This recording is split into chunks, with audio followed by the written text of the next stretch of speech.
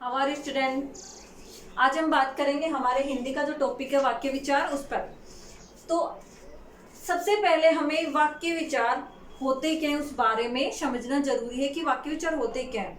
तो वाक्य विचार समझने से पहले हमें वर्ण विचार और शब्द विचार समझना जरूरी है कि क्यों इन दोनों वर्ण से शब्द बनते हैं, शब्दों से वाक्य बनते हैं। तो जो स्टूडेंट जिनको वर्ण विचार और शब्द विचार के बारे में पता नहीं है, तो मैं इसके वीडियो जो इस पर बना रखा है मैंने वर्ण विचार पर, शब्द विचार पर, उनके जो लिंक है मैं इसका डिस्क्रिप्शन बॉक्स में डाल दूंगी, आप उसमें देख सकते हैं। उनको देखने पहले वो वीडियो देखने से आपको ये वीडियो ज़्यादा अच्छे से समझ आएगा। अगर आप सीधा यही देखोगे तो आपको थोड़ा कंफ्यूजन रहेगा कि शब्द होता क्या है। तो हम बात करेंगे इस पर शब्द समूह। तो शब्द समूह क्या होता है? जो हमें वर्णों से मिलता है, यानी कि दो या दो से वर्ण मिलकर जो सार्थक शब्द का निर्माण करते वही हमारे शब्द होते हैं। अब हम बात करेंगे वाक्य विचार पर। तो शब्द से हम क्या बनाते हैं? वाक्य। तो इसकी दो शर्तें होती है। पहली शर्त होती है शब्द समूह में शब्दों का क्रम सही होना चाहिए। क्रम यानी कि जो उनका रखाव है, जो शब्द हम क्रमवाई रखते हैं, उनका जो हमें जो वाक्य बनाना है जिन शब्दों से, तो उनका क्रम एक सही तरीके से होना चाहिए। दूसरा होता है वाक्य समूह का कोई निश्चित अर्थ निकलना चाहिए। जो शब्द रखकर हमने वाक्य बनाया है उसका कोई ना कोई अर्थ निकलना चाहिए। अगर उसका अर्थ नहीं निकलेगा तो वाक्य नहीं बनेगा। इन दोनों शर्तों को मिलाकर हमारी डेफिनेशन बनती है। दो या दो से अधिक सार्थक शब्दों के मेल को हम वाक्य कहते हैं। जब दो या दो से अधिक यानी कि 2, 4, 5 जितने भी शब्द आप मिलाकर कोई लाइन लिखते हैं, उस लाइन का कोई ना कोई अर्थ निकलना चाहिए। सार्थक का मतलब होता है उसका सही अर्थ है। तो जिस लाइन का सही अर्थ निकलता है वही हमारा सही वाक्य बनता है। अब वाक्य दो चीजों से बनता है, यानी कि वाक्य के दो अंग होते हैं, दो खंड होते हैं। एक होता है उद्देश्य और एक होता है विधेय। अब ये उद्देश्य और विधेय क्या होता है उस बारे में हम बात करेंगे। ये दोनों चीजें ही हमारे वाक्य का निर्माण करती हैं। जैसे मैंने वाक्य लिखा,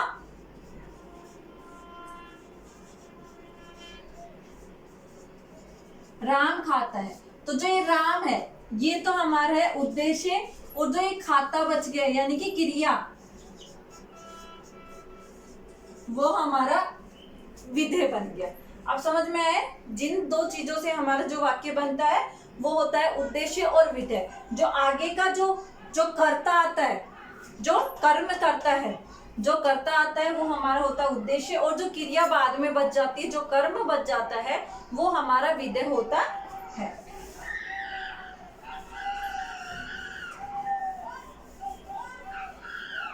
अब हम बात करेंगे कि वाक्य कितने प्रकार के होते हैं। तो वाक्य दो प्रकार के होते हैं। एक होता है रचना के आधार पर, एक होता है अर्थ के आधार पर। तो सबसे पहले हम बात करेंगे इस वीडियो में बनावट या रचना के आधार पर। रचना के आधार पर जो हमारे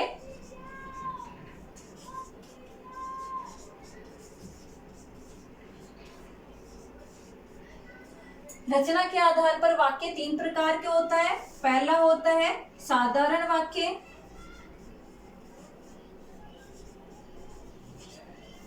जिसको इंग्लिश में हम सिंपल सेंटेंस बोलते हैं। दूसरा होता है हमारा संयुक्त वाक्य,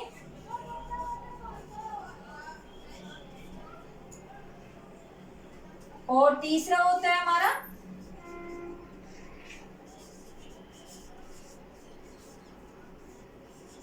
मिश्रित वाक्य। इनके नाम देख लिए आपने। पहला होता है साधारण वाक्य, दूसरा होता है संयुक्त वाक्य, और तीसरा होता है हमारा मिश्रित वाक्य।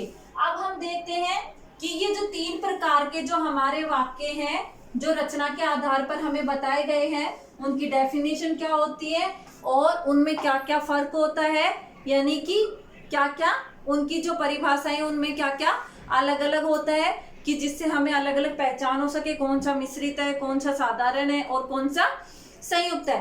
तो उसको हम देखते हैं। तो सबसे पहला जो हमारा है साधारण वाक्य, वो देखते हैं हम किस प्रकार का होगा, उसमें क्या होगा क्या नहीं।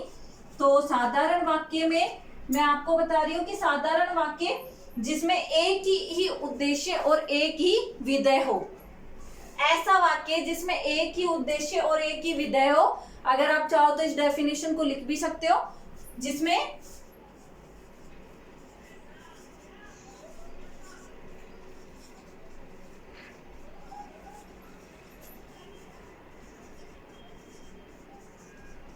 जिस वाक्य में एक ही उद्देश्य और एक ही विधेय हो वो हमारा साधारण वाक्य कहलाता है। जैसे कि मालती चित्र बनाएगी,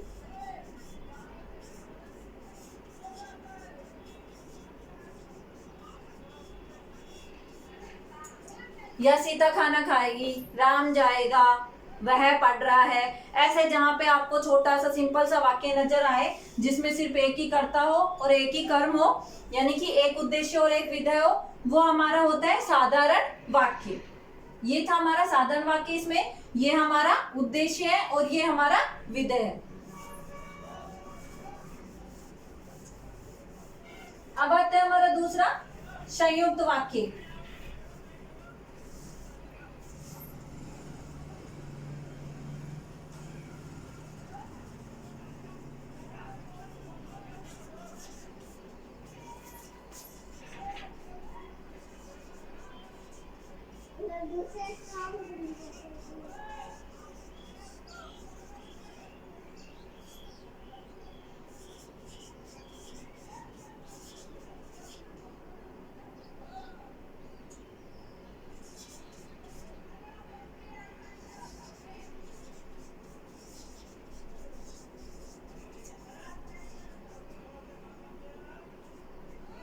संयुक्त वाक्य, संयुक्त वाक्य में क्या होगा कि एक के साथ आपको कई वाक्य मिलेंगे, यानी कि 2 भी मिल सकते हैं, 3 भी मिल सकते हैं। इसमें उद्देश्य भी कई हो सकते हैं और विधेय भी कई हो सकते हैं। तो जैसे मैंने आपको वाक्य लिखा, माँ खाना बना रही है, एक अगर ये यहां तक होता हमारा तो क्या हो जाता, सिंपल यानी कि साधारण।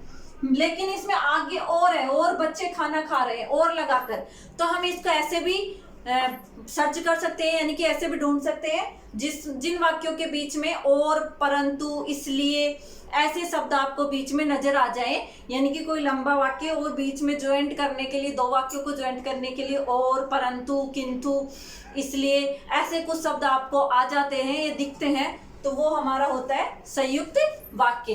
तो साधारण और संयुक्त में आपको फर्क नजर आया, यानी कि वो सिंपल है, उसमें एक ही उद्देश्य एक ही विधेय, लेकिन इसमें क्या है, बीच में 2 वाक्य है, बीच में कोई ना कोई योजक शब्द आपको मिलेगा। हम जो ये बीच में शब्द आता है इसको योजक चिन्ह भी बोल सकते हैं, योजक शब्द भी बोल सकते हैं। अब आता है हमारा जो 3 नंबर का आता है, इसमें वो आता है मिश्रित वाक्य।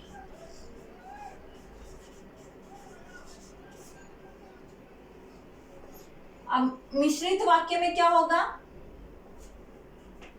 कि इसमें उपवाक्य होंगे। जब किसी चीज के बारे में बात करेंगे तो उसका प्रभाव दूसरे वाक्य पर पड़ेगा। जैसे कि राजेश ने कहा कि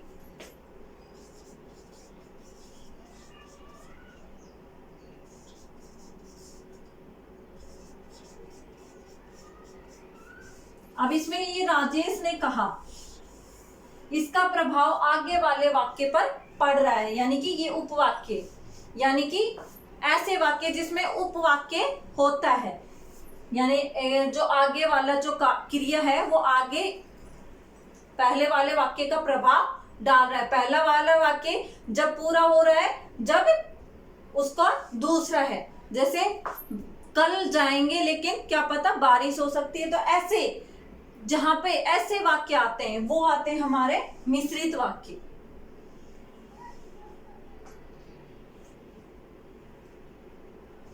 यानी कि किसी वाक्य का पूर्ण विचार व्यक्त करने के लिए हमें एक उपवाक्य का सहारा लेना पड़ता है, तो वही हमारा मिश्रित वाक्य कहलाता है।